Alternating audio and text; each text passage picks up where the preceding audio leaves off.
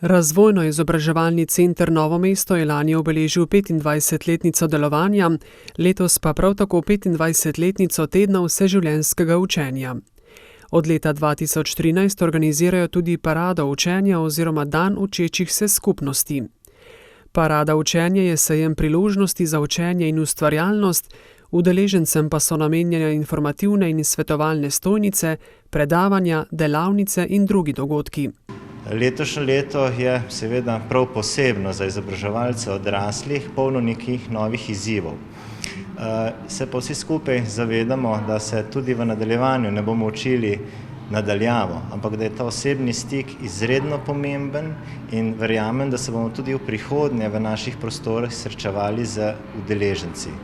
V okviru parade učenja so pripravili tudi zaključni dogodek projekta Promote your soft skills with open badges oziroma ovrednotimo in okrepimo svoje mehke veščine z digitalnimi značkami. Gre za projekt, ki so ga začeli pred 2 letoma, vodi pa ga RIC Novo mesto. Program financira Evropska komisija znotraj programa Erasmus plus K2 strateška partnerstva. Mehke veščine so čedalje bolj pomembne tako na osebnem področju, kot tudi v poklicnem življenju. Svetovalci se pa nemalokrat soočamo s težavo, kako ovrednotiti, ko pridejo stranke, naprimer iskalci zaposlitve do nas, ker pravzaprav nimamo pravih orodij, kako to pripraviti.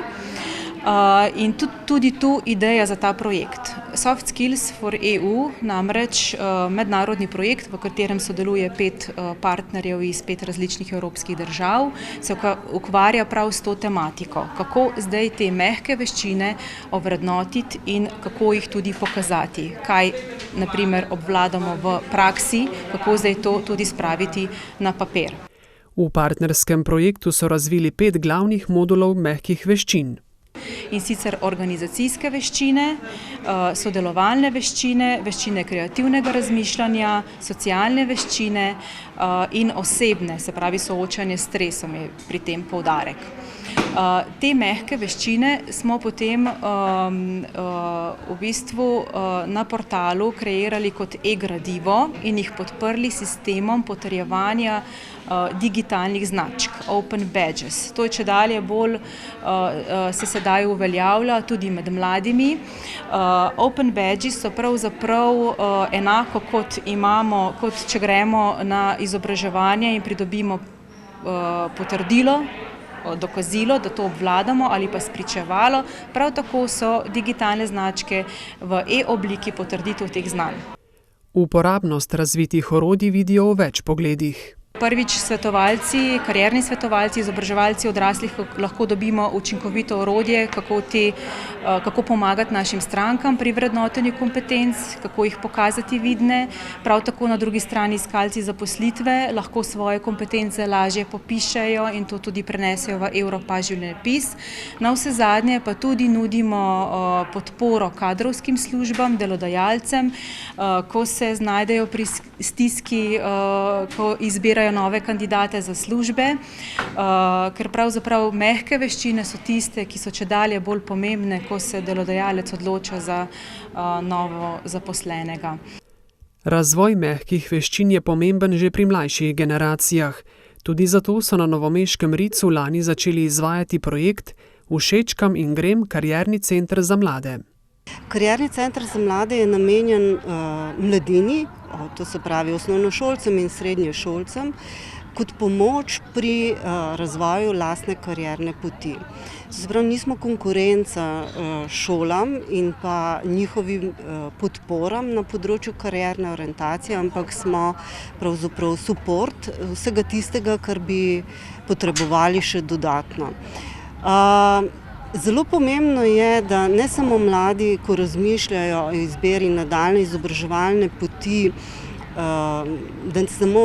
da nimajo samo informacij o teh programih ali srednješolskih ali pa študijskih programih, ampak predvsem, da dobro poznajo samega sebe. Oziroma, da poznajo, katere mehke veščine imajo razvite in katere bi jih bilo potrebno še razviti. Pri vseh tako imenovanih mehkih veščinah naletimo na vprašanje medsebojne komunikacije. In prav o tem je na zaključnem dogodku s predavanjem o medosebnih odnosih na delovnem mestu in v osebnem življenju govoril psihiater Damjan Perne, ki je izpostavil komunikacijo kot eno ključnih orodij, ki določa kakovost naših medosebnih odnosov. Na vseh nivojih komunikacije imamo vrzeli. Konec koncev smo vsi prepričani, kako zelo dobro komuniciramo, pa se že velikokrat zaplete pri tistih osnovnih bontonih, pri predstavitvi, ko pridemo, pri tem, kako, recimo med poslovnimi ljudmi, kako sprejmemo posetnico nekoga, ki nam jo je dal, pri tem, kako pravzaprav govorimo tudi s telesom, z mimiko, z mahanjem z rokami, skratka, veliko stvari je, na katere moramo biti pozorni pri komunikaciji. S pravo komunikacijo lahko rešimo 90% zapletov. Najbolj pomembno je poslušanje, pravi. Največja težava komunikacije tako v partnerskem odnosu, če hočete, kot v odnosu do sodelavcev, do predpostavljenih, podpostavljenih ali kakorkoli že postavljenih je, da v bistvu vsak hoče povedati tisto, kar si je zamislil, le redko pa res prisluhnemo tistemu, kar dobimo nazaj. Tako da jaz mislim, da če se bomo znali poslušati in tudi slišati, kar nam je nekdo povedal, bo komunikacija tekla veliko lažje. Kot pravi Perne zelo slikovito, govorimo takrat, ko imamo kaj povedati, povemo tisto, kar mislimo povedati. Obenem pa poslušamo, kaj nam pravi sogovornik.